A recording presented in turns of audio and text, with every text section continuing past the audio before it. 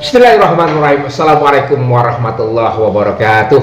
Waalaikumsalam. Ketemu lagi di podcast bersama Kiwil, kopi hitam Gilus, mix kopi hitam anak muda. Ampasnya halus, cepat surut dan nggak bikin kembung. Banyak pilihan aroma. Alhamdulillah di Ramadan yang keempat ini, ketiga ya, mau keempat ya.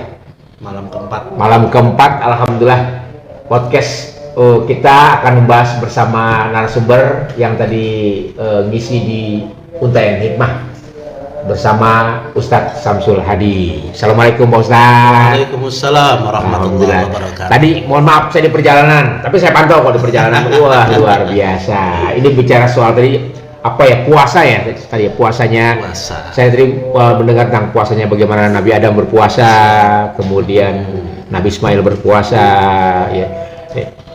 Sekarang makna Ramadan, tentang sebuah kemenangan di bulan Ramadan ini bisa dijabarkan nggak Pak Ustadz? Ya, alhamdulillah. Bismillahirrahmanirrahim. Di menjelang buka puasa tadi telah kita bahas beberapa kemenangan-kemenangan yang terjadi di bulan Ramadan, yang memang awal Ramadan itu terjadi atau diwajibkan oleh Allah pada tahun kedua setelah Nabi hijrah. Lantas ada perintah perang Badar, Islam menang, alhamdulillah. Ketika tahun ke-8 Nabi bersama para sahabat ke Mekah, pas Ramadan juga ternyata bisa menguasai Mekah, alhamdulillah. Tahun ke-92 ada seorang panglima perang yang namanya Tariq bin Ziyad dengan puluhan ribu tentaranya menyeberang ke Eropa, mendarat di Jabal Tariq atau Gibraltar kalau sekarang, bisa menguasai Andalusia yang sekarang Spanyol gitu. Itu pun terjadi di Ramadan, di bulan alhamdulillah. Ramadan. Sampai ke Jakarta yang biasa kita ulang tahunin 22 Juni ya, ternyata di 22 Juni 1527 Masehi yang mana Fathahillah beserta pasukannya bisa mengusir Portugis, itu pun ternyata bertepatan dengan Ramadan juga ya, tanggal 22 Ramadan 933 Hijriah. Bahkan sampai kemerdekaan Indonesia 17 Agustus 1945 pun ternyata bertepatan dengan Ramadan. 9 Ramadan 1364 Hijriah. Artinya apa? Ramadan ini memang alhamdulillah menjadi kemenangan buat orang Islam. Bahkan Indonesia sendiri pun dikasih kemenangan oleh Allah Ramadan di juga. bulan Ramadan juga. Ya, nah sekarang kan kita sudah nggak perang. Nggak perang. Nah, lantas bagaimana makna kemenangan Ramadan bagi kita saat ini? Kan seperti itu. Maka Bang Kiwil, teman-teman pemirsa yang dirahmati Allah Subhanahu wa taala, kita tahu bahwa di Ramadan ini Nabi menginformasikan kepada kita, kata Nabi, futihat abwabus sama, dibuka pintu-pintu langit. Bahkan di riwayat yang lain, futihat abwabul jannah, dibuka pintu-pintu surga. Wa ghuliqat abwabun nar, ditutup rapat-rapat pintu neraka. Wa fussidatis syayatin, dibelenggu setan-setan. Artinya apa? Ketika Ramadan itu pintu surga dibuka selebar-lebarnya oleh Allah, maksudnya adalah beribadah di bulan Ramadan dimudahkan oleh Allah Subhanahu wa taala. Bagaimana tidak kita saksikan orang-orang yang biasanya sholat Isya, selesai sholat langsung pada pulang. Begitu Ramadan masih betah di masjid, di musola untuk menunggu tarawih, witir, bahkan ada ceramah sampai jam 9 baru selesai biasanya. Kadang yang subuh di rumah, ternyata begitu Ramadan belum adzan subuh sudah pada di masjid. Kadang teman-teman kita atau ibu-ibu yang paling rajin lah baca Quran, setahun kadang sekali bisa khatam, tetapi begitu Ramadan bisa 3-4 kali khatam. Kenapa kok seperti itu? Dimudahkan ibadah di bulan Ramadan oleh Allah karena dibuka pintu surga. Yang kedua, ini belum ke kemenangan ini. Belum, Masih tahap ini. Yang kedua, ditutup pintu neraka oleh Allah. Maksudnya apa? Maksudnya adalah bermaksiat di bulan Ramadan disulitkan oleh Allah. Dipersulit.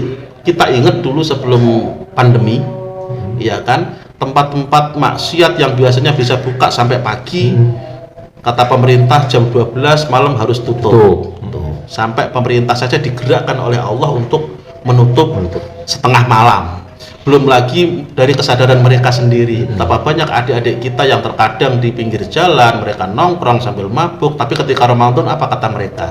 Janganlah nggak enak puasa-puasa, kan gitu, ya kan? Nah, artinya apa? Memang dipersulit maksiat di bulan Ramadan karena ditutup pintu neraka. Wa fusitatis syayatin, kata Nabi, setan dibelenggu. Setan dibelenggu oleh Allah Subhanahu wa taala. Lantas kita ada pertanyaan, Pak Ustadz, katanya setan dibelenggu kalau Ramadan. Tapi kenapa masih banyak orang maksiat? Itu pertanyaan itu. Pak Ustadz bilang, Iya. Dikisahkan tadi. Kalau setan dibelenggu, kenapa kok masih ada orang maksiat? maksiat? Gitu. Berarti kan setan nggak dibelenggu.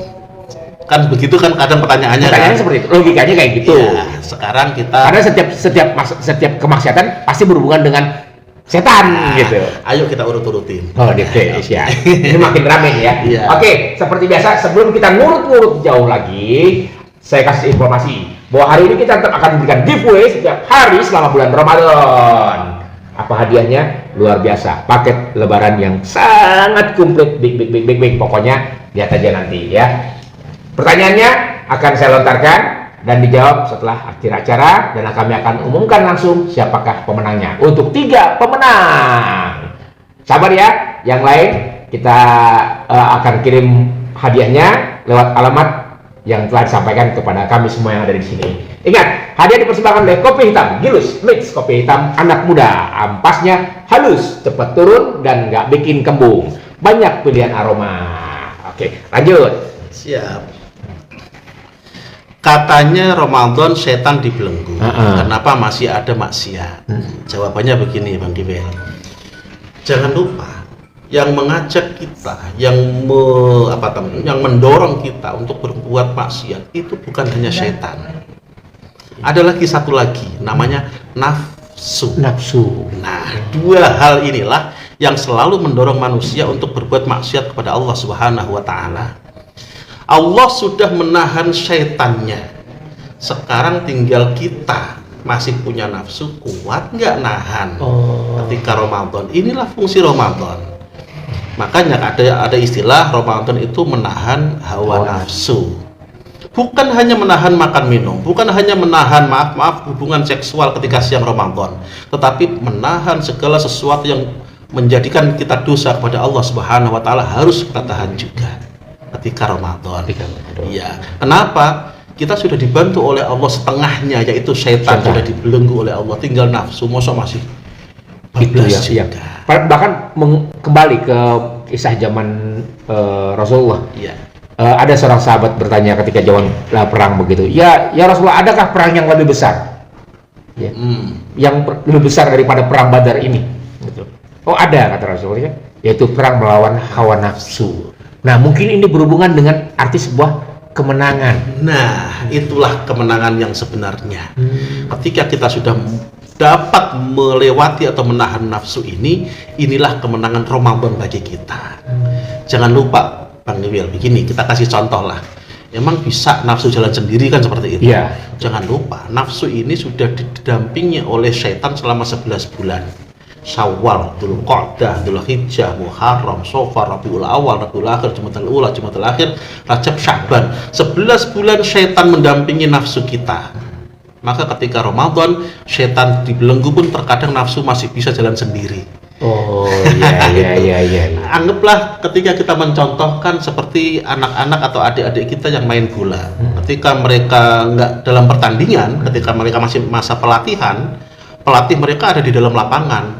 Kamu lari ke sana, tendang ke sana, kamu tangkap sebelah sini, ini kan begitu. Iya. Tapi begitu sudah main pertandingan, pelatihnya di luar, anak-anak ini bisa nggak main sendiri? Bisa. Karena apa? Memang sudah dilatih. Nah, nafsu kita sudah dilatih oleh setan selama 11 bulan. Sekarang ayo kita buktikan bulan ke-12 ini atau bulan Ramadan ini, kita bisa nggak perang dengan nafsu kita? Itu kembali ke awal tadi. Nah, waktu latihan itu latihannya bagus nggak? Iya, oke. Jadi tergantung bagaimana latihannya ya. Kayak tadi pemain bola, dia akan menjadi pemain tim yang bagus kalau memang selama latihan dia bagus. Ketika bertanding pun dia akan menghadapi lawannya itu dengan mudah karena dia berlatih. Pertanyaannya yang agak sedikit sulit memang buat pemirsa nih. Ini selama 11 bulan latihan enggak? Tuh, pertanyaannya enggak. Nah, jangan salahin maksiatnya, jangan salahin perbuatannya, jangan salahin dosa dan jadi salahin kitanya enggak latihan itu. Makanya kemarin juga saya dapat kabar sebelum bulan Ramadan ada puasa Rajab. Ya, ada puasa. Itu bagian dari latihan juga. Salah satu untuk tahapan-tahapan kita mempersiapkan Ramadan. Ya. Kalau ngomong-ngomong masalah setan dengan nafsu, saat ini kan Ramadan ini kan istilahnya setengah dari penggoda kita kan sudah ditahan. Udah ditahan, ya. Tinggal setengahnya lagi. Ya, saya jadi ingat masalah pernikahan Bang Dimil. Boleh saya cerita sedikit? Ini geri. Pemirsa, ini Pak Ustadz sudah masalah pernikahan. Ini sangat berat. Tapi makin nggak apa-apa. Oke. Bagi saya mah apapun ini ya harus diomongin gitu. Silakan. Begini Bang Dimil. Ada hadis Nabi yang menyatakan idza nakahal abdu, ketika seorang hamba menikah, faqad istakmala nisfal iman, sesungguhnya dia telah menyempurnakan separuh dari imannya. Ya kan? Terus Nabi menutup fattaqillah fin nisfil baqi, takwalah kepada Allah untuk separuh sisanya. Artinya apa? Ketika seseorang sudah menikah, sebenarnya sudah dibantu oleh Allah, separuh imannya itu sudah dibantu oleh Allah, tinggal separuhnya lagi, kuat nggak dia nahan. Contohnya bagaimana? Contohnya begini. Nah, ini kan admin kita kan ada namanya Bang Kevin nih, ya. Sama-sama kita ke masjid seandainya Isya, ke masjid sholat Isya. Saya sama Bang Kevin ke masjid sholat Isya. Artinya saya ibadah, Bang Kevin ibadah, ya kan? Selesai sholat Isya, sholat ba'diyah, sama-sama ibadah. Begitu pulang, saya ketemu istri, nonton TV bareng, sambil pelukan, sambil bercanda. Saya masih ibadah. Nah, yang Bang Kevin. Teguran keras. Sebenarnya sih ucapan ini lebih condong kepada makhluk-makhluk yang ada di ruangan ini. Ya. Hei, yang jomblo, dengar apa? Ini penting ini. Ya. Ini bicara soal kemenangan, soal ibadah. Ayo. Menikah di bulan Ramadan? Oh, bagus. Jadi buat teman-teman yang ada di sini, khususnya yang ada di ruangan ini, banyak banget. Entah kepalanya yang ngebul atau kupingnya yang ngebul nih. Tapi doain aja Pak Ustadz, insya Allah teman-teman semua yang ada di sini dimudahkan jodohnya. Amin. Amin. Jodohnya dan disegerakan. Amin. Terus lanjut lagi. Iya. Makanya tadi ketika ada separuh ditahan oleh Allah yaitu setan, yang separuhnya PR kita, pun sama dengan tadi pernikahan, separuh ini sudah dibantu oleh Allah, iman kita sudah disempurnakan, yang separuh tinggal kita PR-nya kita sendiri. Ketika kita jauh dari istri, bagaimana kuat enggak kan seperti itu. Intinya kemenangan Ramadan adalah ketika kita bisa menahan nafsu kita, bukan membuang. Kita nggak bisa karena nafsu ini memang sudah fitrahnya kita bersama kita ini. Nafsu, akal itu adalah satu kesatuan dengan manusia. Allah mempermudah di bulan Ramadan ini dengan banyak kenikmatan. Di antaranya melipat gandakan pahala, kebaikan sekecil apapun Allah perhitungkan, karena ibadah Ramadan ini ibadah langsung antara makhluk dengan Tuhannya. Nah, sekarang pertanyaannya, kalau misalnya ini makhluk nih, ya, Allah udah kasih kemudahan, tapi dimudah-mudahin. Nah, ini sering terjadi nih, ya, sering terjadi. Sesungguhnya dia kuat, tapi dia kan sakit. Nah, itu tadi dibilang. Sebenarnya ada nggak ikut campurnya yang namanya makhluk itu, namanya tadi iblis yang diikat, setan yang diikat, yang dikunci gitu. Kembali lagi ke Bang Dimil. Sebenarnya kalau kita terlalu menyalahkan setan juga kayaknya kok kita terlalu milahin nafsu kita otomatis kan gitu. Udahlah, ngaku saja memang kita nggak kuat. Iya, kita ini lemah, nafsu kita terlalu besar dan kita nggak kuat kan begitu. Maka ketika kita maksiat di bulan Ramadan, akui saja memang itu nafsu kita terlalu besar dan saya nggak kuat untuk nahannya. Atau mungkin ya Allah maaf, ya Allah saya bablas, kan seperti itu. Nah, intinya begini, jangan sampai Ramadan ini kita sia-siakan atau kita buat tadi kita mudah-mudahin. Itu ya. Sayang Bang Dimil. Kenapa? Karena ada doa malaikat Jibril yang pernah diaminkan oleh Nabi terkait Ramadan. Ini kalau kita bedah ini agak ngeri juga sih. Oh iya. Ya, jadi suatu ketika ini hadis ini diriwayatkan oleh Ka'ab bin Ujrah ini. Nah, suatu ketika Nabi memanggil sahabatnya untuk ngumpul di masjid karena Nabi mau menyampaikan tausiahnya. Lantas Nabi naik ke atas mimbar. Mimbar Nabi itu ada 3 anak tangga, ya kan? Ketika Nabi menaiki anak tangga yang pertama, Nabi bilang amin. Ketika Nabi menaiki anak tangga yang kedua, Nabi bilang amin. Ketika anak tangga yang ketiga, Nabi pun bilang amin. Lantas Nabi menyampaikan tausiahnya. Selesai Nabi tausiah, sahabat ada yang bertanya, ya Rasulullah, tidak seperti biasanya kami menyaksikan engkau, yang mana pada hari ini setiap engkau naik anak tangga, engkau bilang amin, amin, amin sampai 3 kali. Ada apa ya Rasul? Kata Nabi, lantas Nabi cerita, ketika saya menaiki anak tangga yang pertama, malaikat Jibril datang kepada saya. Ba'da liman adraka Ramadan walam yughfarlah, kata malaikat Jibril. Ba'da ay ba'idun minar rahmah, jauh dari rahmat, artinya celaka. Siapa itu? Liman adraka Ramadan walam yughfarlah, barang siapa yang mendapatkan Ramadan tetapi dia tidak mendapatkan ampunan dari Allah Subhanahu wa taala. Lantas Nabi bilang amin. Bisa kita bayangkan kurang hebatnya apa doa ini, yang doa malaikat Jibril, ketuanya malaikat, yang mengaminkan Rasulullah Imamul Anbiya wal Mursalin, doanya di mimbar di masjid Nabi, di mimbar Nabi. Kira-kira adakah doa yang lebih mustajab daripada ini? Kenapa kok malaikat Jibril sampai berdoa seperti itu? Nah, kalau kita mau menilik lagi, memang kurangnya apa Allah kasih kita di Ramadan ini? Siangnya ampunan, malamnya ampunan. Kata Nabi, man shoma ramadhana imanan wa ihtisaban ghufira lahu ma taqaddama min dzambi. Siapa yang puasa di bulan Ramadan karena iman dan ikhlas, diampunkan semua dosa-dosa yang lalu. Puasa siang hari. Lantas dilanjutkan dengan man qoma ramadhana imanan wa ihtisaban ghufira lahu ma taqaddama min dzambi. Siapa yang qiyamul lail, yang menghidupkan malam Ramadan dengan ibadah, entah itu tarawih, entah itu tahajud, entah itu witir atau yang lainnya, karena iman dan ikhlas, diampunkan semua dosa-dosa yang lalu. Artinya apa? Siangnya ampunan, malamnya ampunan. Belum lagi kita bahas di awal tadi, pintu surga dibuka, pintu langit dibuka, pintu neraka ditutup, setan dibelenggu.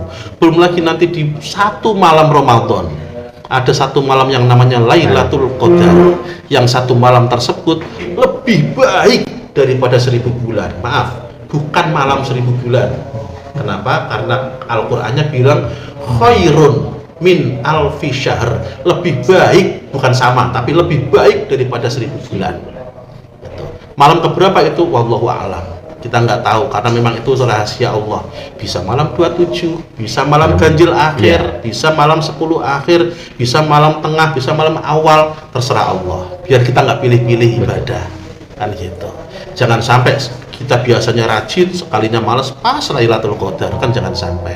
Nah, ampunan siangnya dikasih oleh Allah, malamnya dikasih ampunan, langit dibuka, neraka ditutup, setan dibelenggu. Ada malam yang lebih hebat daripada 1000 bulan. Kok masih ada orang yang kelewatan dapat ampunan dari Allah? Ini orang ngapain aja selama Ramadan? Maka wajar malaikat Jibril berdoa seperti tadi. Ba'da liman adraka Ramadan walam yughfarlah, celaka orang yang mendapatkan Ramadan tapi tidak mendapatkan ampunan dari Allah Subhanahu wa taala. Jangan sampai. Ini pesan buat teman-teman semuanya.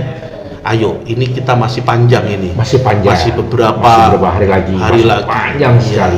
Masih ada waktu untuk bisa merubah diri, kembali ke Allah, kembali beribadah, memperbaiki. Minimal bulan Ramadan ini jadikan bulan yang paling indah selama hidup. Anggaplah Ramadan ini adalah Ramadan terakhir bagi kita. Iya. Kenapa? Betapa banyak orang-orang yang puasa kemarin, tahun kemarin masih bareng dengan kita, mereka tarawihnya, masih bareng dengan kita mungkin sahur atau buka puasanya. Sekarang mereka sudah diambil oleh Allah. Ada yang iya. Nah, kita masih dikasih kesempatan oleh Allah. Ayo kita manfaatkan sebaik-baiknya. Belum tentu Ramadan tahun depan kita masih punya umur, kan begitu. Iya. Ya Allah, betapa nikmatnya di bulan Ramadan ini. Alhamdulillah, apa yang disampaikan sama Pak Ustadz Samsul Hadi ini sangat-sangat luar biasa. Ayo, jangan sampai kita kehilangan Ramadan kita, jangan sampai kita ketinggalan dengan Ramadan kita. Jadikan Ramadan ini adalah madrasah, yang pendidikan yang terbaik, ya, pendidikan dasar terbaik kita untuk menjadi orang yang lebih baik lagi nanti. Jangan lupa, ya. Dan ini dia pertanyaannya. Pertanyaannya, bagaimana terserah Pak Ustadz? Terserah, silakan. Oh, yang enak aja Pak Ustadz, yang gampang-gampang aja. Biar enak deh. Ayo Bang Kiwil aja yang ngasih pertanyaan. Oke, kalau tadi pemirsa semuanya menyimak apa yang kita sampaikan, ya, nih pertanyaannya, ya. Siapakah yang berdoa di saat baginda Nabi naik ke atas mimbar? Siapakah yang berdoa dan diaminkan oleh baginda Nabi ketika beliau naik mimbar? Ada tiga tadi itu. Amin, amin. Tangga pertama amin. Amin yang kedua, maka ketiga belum kita bahas. Oh iya, belum dibahas. Amin kedua belum dibahas. Amin ketiga belum dibahas. Baru amin yang pertama, ya. Oke, siapakah yang berdoa ketika baginda Nabi naik mimbar? Ayo, jawab pertanyaannya dan dapatkan hadiahnya. Oke, nanti akan kita umumkan siapakah pemenang dari giveaway malam ini. Dilanjut, tadi yang pertama sudah. Tentang tangga yang pertama. Amin. Oh, sekarang kita lanjutkan yang amin. Oh, terserah. Biar dapat ininya, ya Allah. Ternyata memang orang yang menyia-nyiakan Ramadan ini, ya tadi seperti doanya Jibril, ya. Malaikat Jibril doanya. Kita bocorin ini. Hah? Kita bocorin. Oh, nggak apa-apa. Oh iya. Lupa saya. Iya. Aduh. Jadi ngomong Jibril lagi. Aduh. Saya udah dapat ini. Ya udah. Ya sekarang. Aduh ini. Nggak apa-apa deh. Ya. Hitung-hitung ilmunya biar cepat masuk lah ya. Sekarang tahap yang kedua. Iya. Saya lupa itu bagian dari kuis ya. Ini akibat kurang minum. Ya, minum dulu. Bismillahirrahmanirrahim.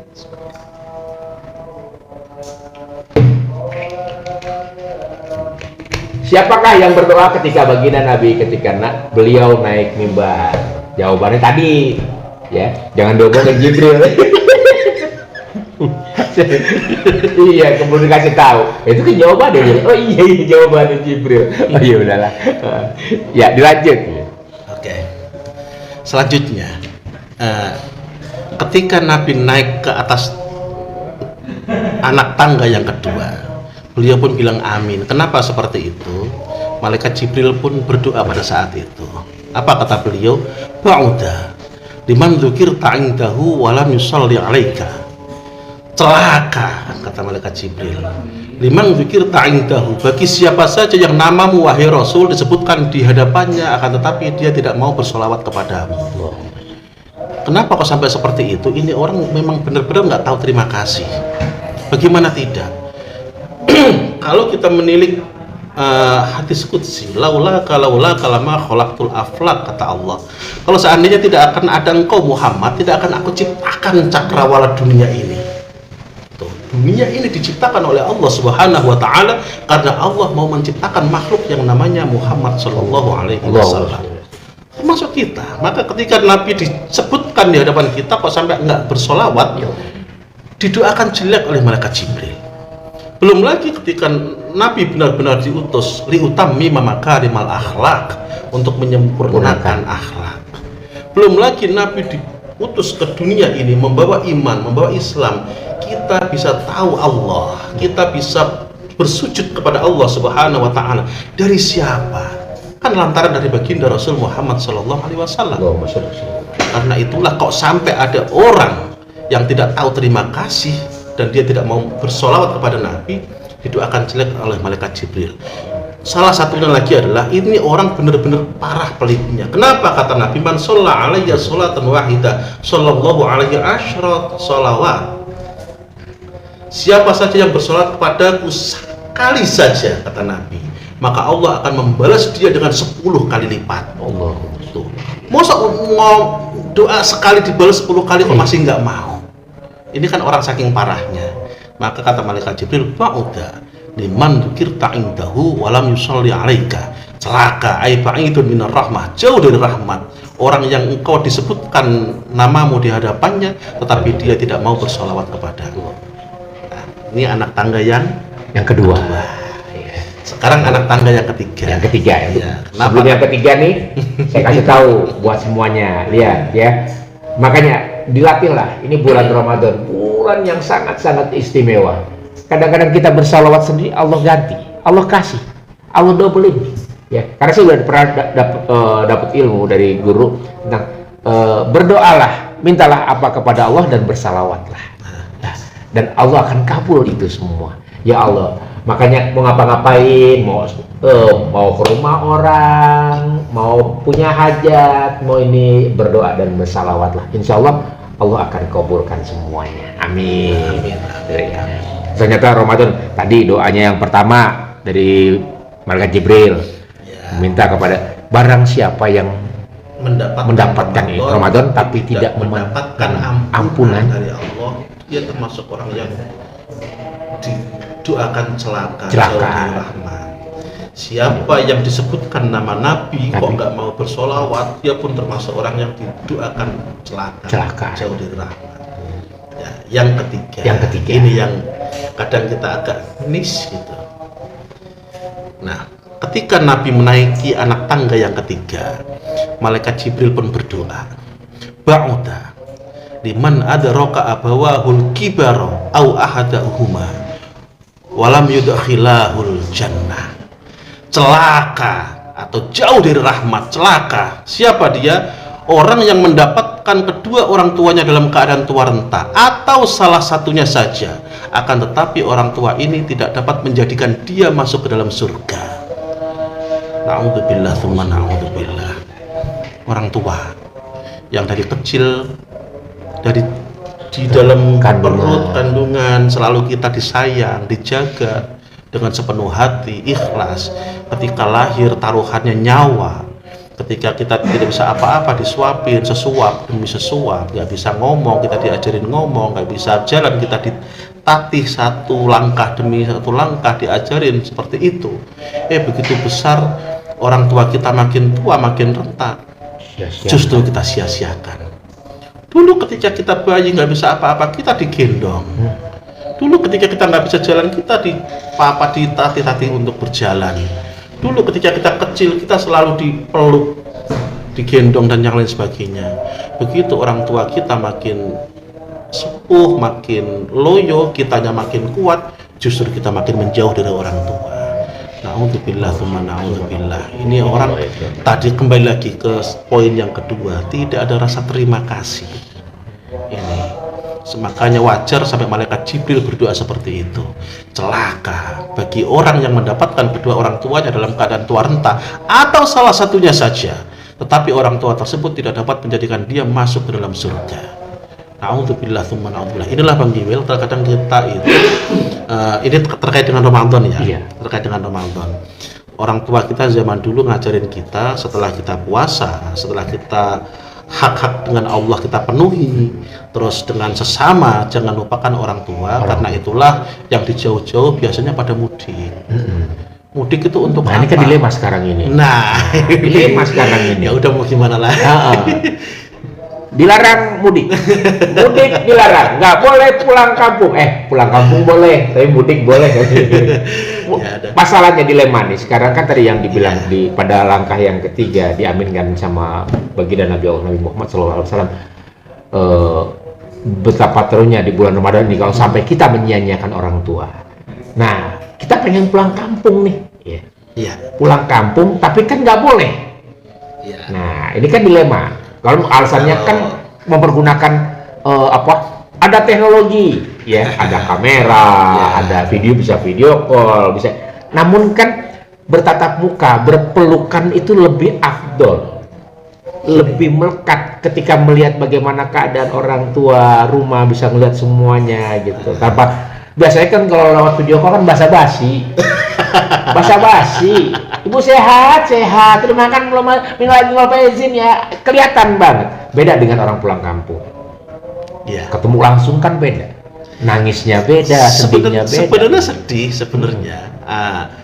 Ada rencana yang kemungkinan besar terhambat karena peraturan kan seperti itu. Sebenarnya sedih. Cuman ya bagaimana lagi? Maka mau nggak mau ya kita harus win-win solution lah istilahnya. Saya malah takut. Takutnya gimana? Takutnya gini, takutnya yang tadi dibilang katanya itu bisa menjauhkan dari surga, bisa ini itu. Makanya tadi saya bilang win-win solution. Win-win solutionnya begini. Salah satu cara, nggak satu-satunya, bukan. Salah satu cara adalah kita minta orang tua kita untuk ridho. Ibu atau bapak, ya maaf, sebenarnya Ananda pengen ketemu langsung, sebenarnya Ananda pengen kumpul saat lebaran kan begitu. Tapi peraturan seperti ini, bagaimana? Ya kami minta ridhonya ibu bapak. Biasanya orang tua itu, Bang Kiwil, biasanya itu kalau seandainya diminta seperti itu pasti insya Allah, walaupun dengan berat hati, walaupun dengan berat hati, untuk anak pasti lah gitu. Iya. Namun anak kan nggak bisa. Nah, bisa bicara soal dosa nih. Ini kira-kira dosa bisa win-win solution nggak ini dengan yang punya peraturan? Karena jujur aja, kami pun berat yang punya orang tua di kampung, pengen sekali itu. Nah, sementara kami nggak mau sebagai golongan orang-orang yang ingin jauh dari orang tua, yang tidak sayang sama orang tua gitu. Kami pengen banget. Nah, kan betul-betul dengan peraturan. Ya kira-kira dari pihak pemerintah mau nggak win-win solution dengan dosa ini gitu. Kayaknya merasa bersalah banget gitu ya. Makanya saya sampai sekarang ini ketika nelpon orang tua, paling jawaban saya ya tunggulah Bu, semoga aja ada peraturan yang dirubah. Amin. Semoga aja peraturannya bisa dirubah kan begitu. Mudah-mudahan minimal 15 hari lah, 15 hari sebelum lebaran udah berubah peraturan gitu. Ya, namanya manusia kan. Allah kan bisa saja untuk membolak-balikan hati. Karena yang bisa berubah itu semuanya doa. Doa. Ya Allah. Ya udah, kita minta aja. Minta aja bisa. Mudah-mudahan sekali lagi memang udah 2 kali Ramadan nih ya. 2 kali lebaran. 2 kali lebaran Iya. ya. Kami mengalami kesulitan ya. Ini kalau tiga kali nggak Jumatan ya, itu menjadi kayak binatang. Ya sama dengan binatang. Nah kalau udah 3 kali lebaran ketemu orang tua, ini anak durhaka. Tapi mudah-mudahan tahun ini semua sudah selesai lah.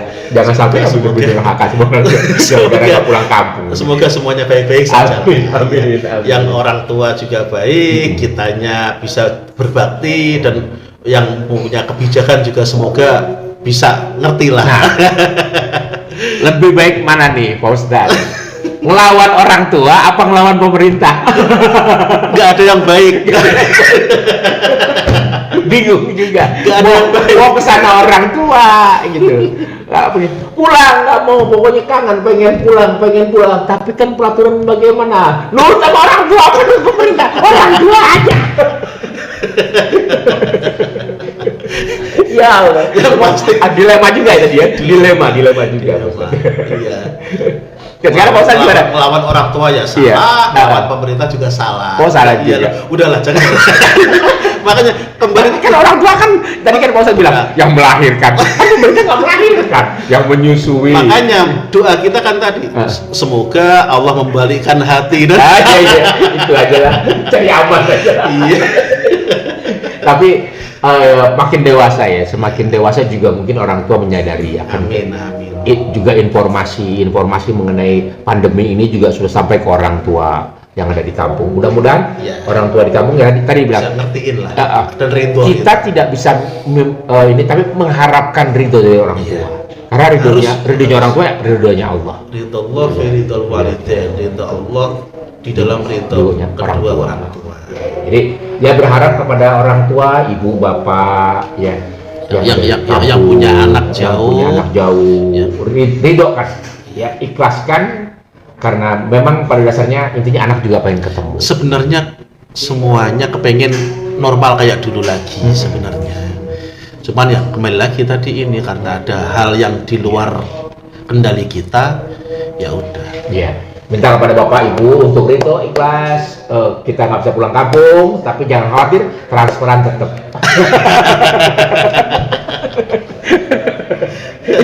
Gak apa-apa deh, gak pulang ya. Di Jakarta aja deh, merantau aja. Yang penting transfer. Mak pengen beli kue lebaran.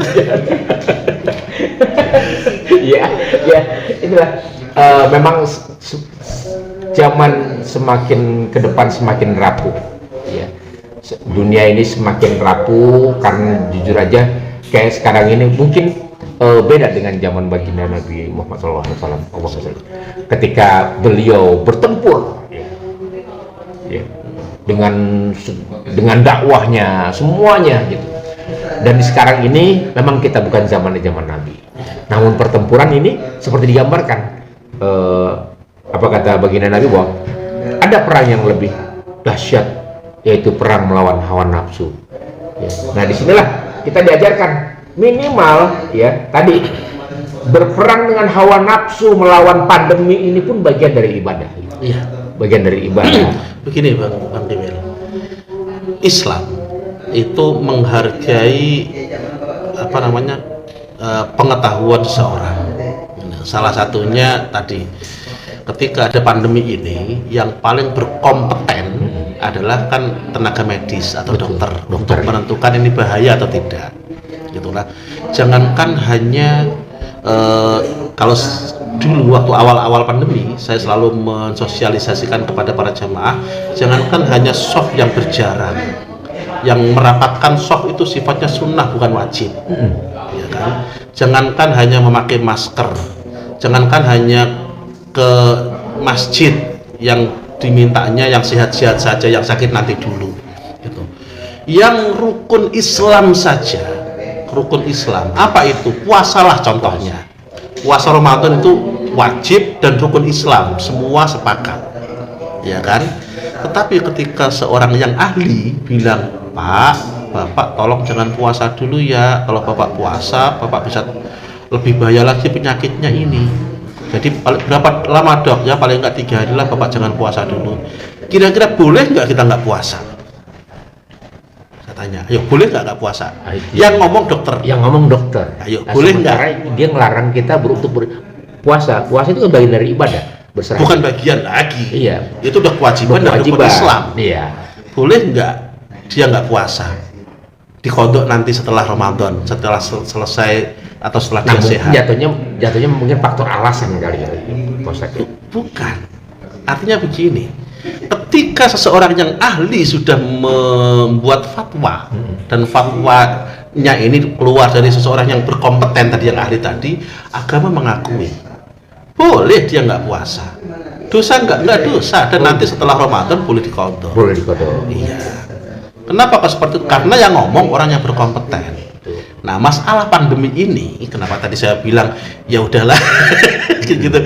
Ya karena yang ngomong yang berkompeten, makanya kita juga nggak bisa ngapa-ngapain. Nah ini yang tadi dibilang, kalau lari ke sana jadi rancu lagi saya ini. Kalau bicara soal agama saya paling menurut, tapi kalau udah lari ke sana rancu gitu. Makanya tadi mentok-mentoknya ya Allah semoga pandemi ini segera berakhir, ya kan? Karena kalau ngomongin sana lagi dilema. Di satu sisi juga antara bener nggak sih? Iya nggak sih? Bingung. Iya nggak sih, karena kita bukan ahlinya. Iya. Gitu loh. Kita kadang-kadang yang bisa ngomong justru iya atau enggak yang ahlinya. Sekarang yang rame ini justru ahlinya pada berantem. Nah kalau itu itu samanya kalau ulama itu berbeda pendapat. Iya. Jadi yang satu mengatakan nggak ada, udah selesai ini. Kita ini makmum yang kehilangan imam.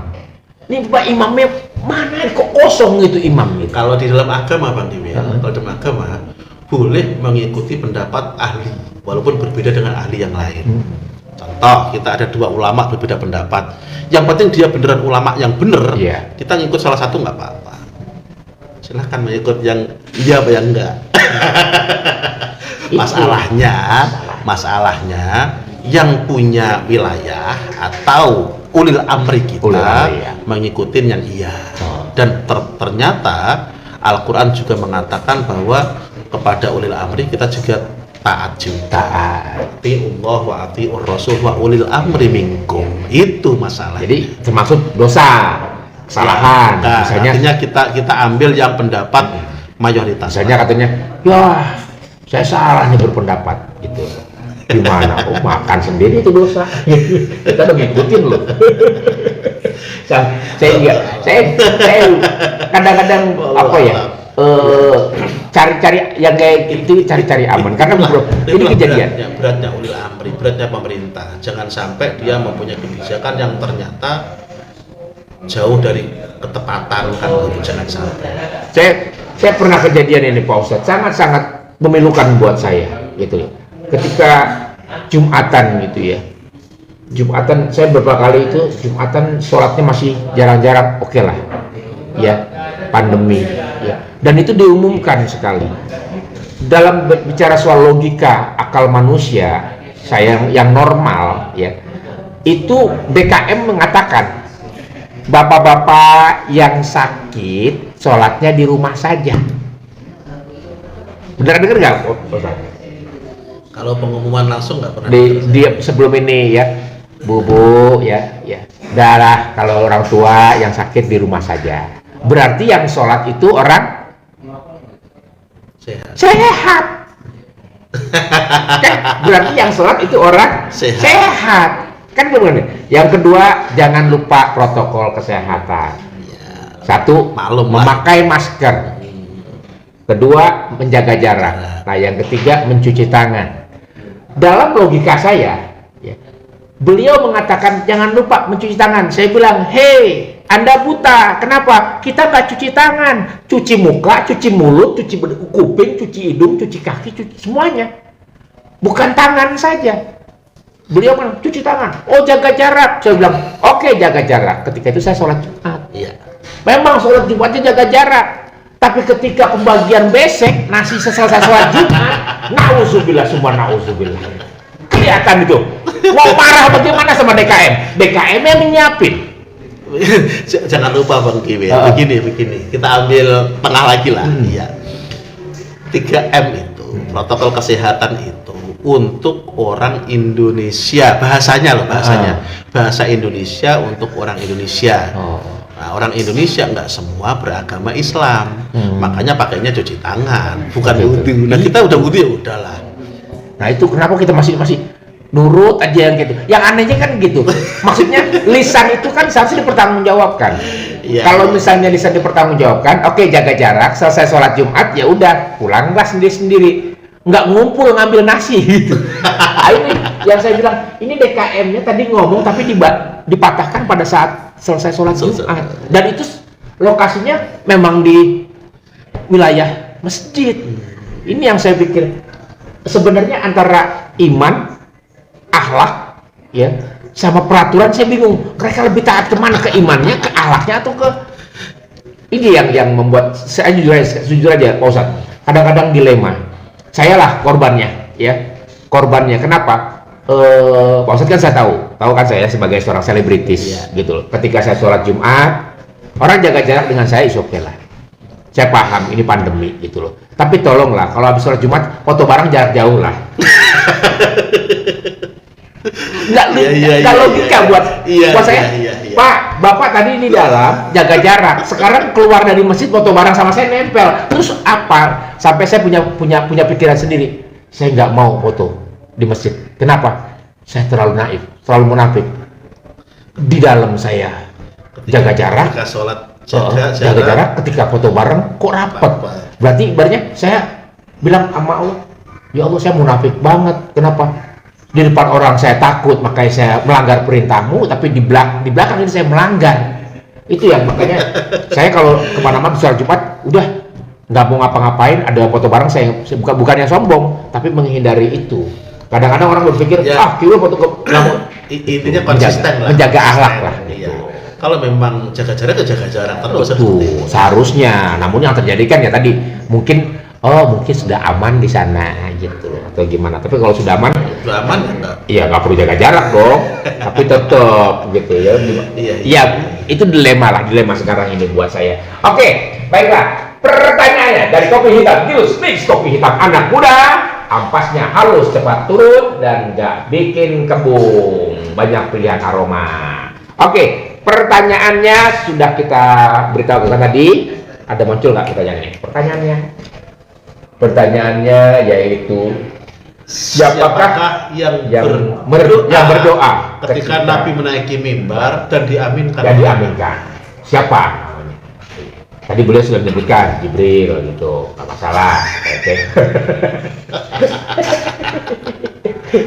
Oke, jawab pertanyaannya, kirim lewat Instagram dan Facebook juga YouTube. Kami akan memilih 3 orang pemenang untuk mendapatkan hadiah paket lebaran bersama kopi hitam Gilus Mix, kopi hitam anak muda. Ampasnya halus, cepat turun, dan nggak bikin kembung. Dan jangan lupa, besok kita mau bagi-bagi pulsa, bagi-bagi kuota. Insya Allah nanti ada persembahan dari sponsor. Doain besok masuk perlengkapan kecantikan buat ibu-ibu. Hai, makin ke depan insya Allah makin berkah karena hadiah ini dikhususkan buat para sahabat, keluarga, penggemar dari PMMI TV. Channel, terima kasih atas partisipasinya, dan sekali lagi masih ada pembahasan lagi Pak Ustaz? Sementara cukup. Kita lanjut kalau ketemu lagi. Amin. Mudah-mudahan malam ini podcastnya bermanfaat. Ingat sekali lagi, jangan sia-siakan Ramadan. Tadi sudah disampaikan sama Pak Ustadz, ada 3 hal ya, dan diaminkan sama baginda Nabi Allah Nabi Muhammad SAW tentang doanya malaikat Jibril.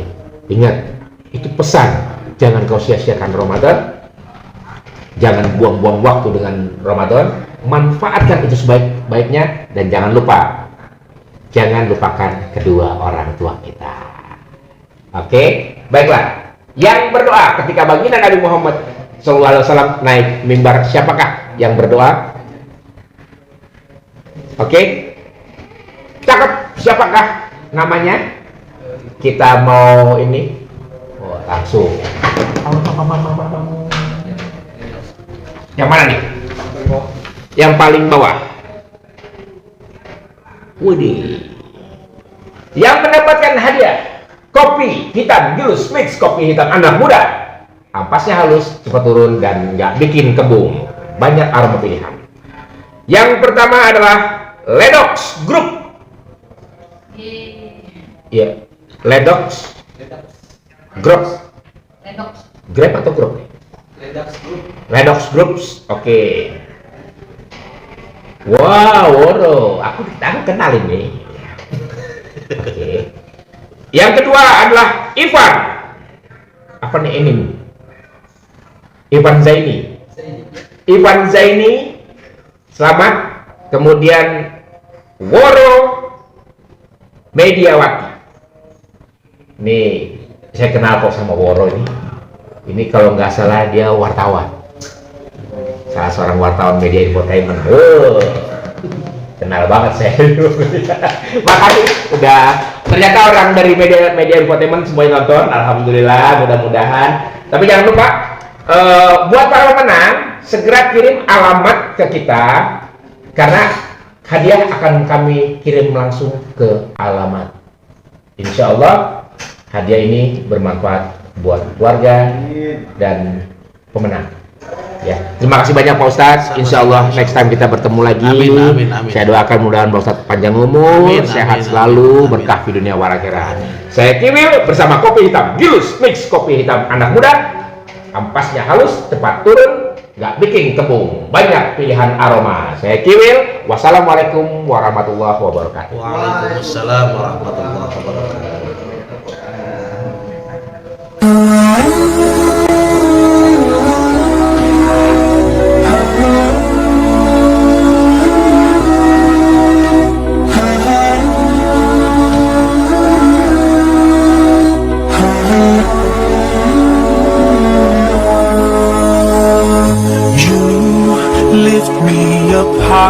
You spread my wings and fly me to the sky.